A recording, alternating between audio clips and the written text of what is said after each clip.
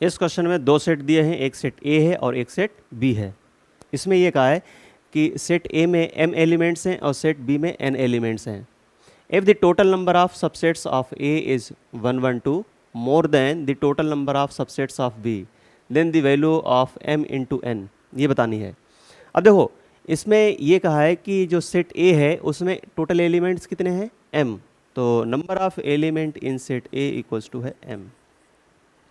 और number of element in set B equals to है n। अब इसके अगर हम बात करें तो total subsets of set A, total subsets of set A equals to हो जाएगा 2 की पावर m, और अगर इसकी बात करें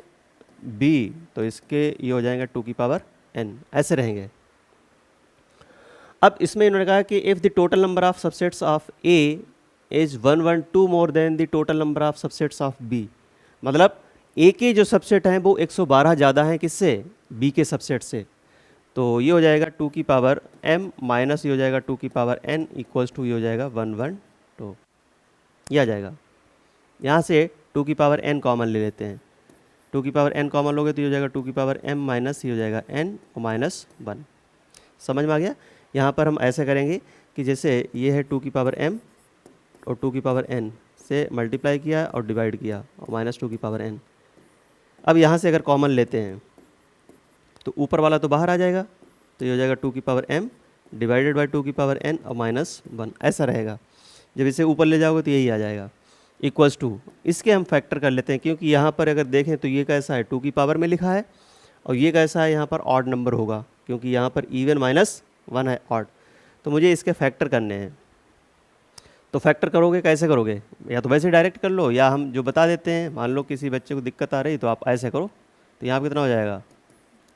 ऐसे फिर से 2 से डिवाइड करो तो ये जाएगा यहाँ पर, फिर 2 से डिवाइड करो, फिर 2 से ये आ जाएगा, ठीक है। तो 16 इंटू 7 और 16 यहाँ पर लिख सकते हैं इसे 2 की पावर 4 इंटू ये हो जाएगा 7, ये वैल्यू इसके इक्वल और ये इसके इक्वल कर दो, तो 2 की पावर n इक्वल्स टू ये हो जाएगा यहाँ पे 2 की पावर 4, तो n इक्वल्स टू हो गया 4, एंड यहाँ पे देखो 2 की पावर m माइनस 1, 2 की power m minus n minus 1 equals to 7, ये है, तो ये हो जाएगा 2 की power m minus n equals to ये हो जाएगा 8, n की वैल्यू कितनी है 4, इसे मैं लिख सकता हूँ 2 की पावर 3 हो जाएगा। तो यहाँ से पावर कंपेयर कर दो तो ये हो जाएगा m minus n equals to हो गया 3, तो m और इक्वल्स टू हो जाएगा 3 प्लस 4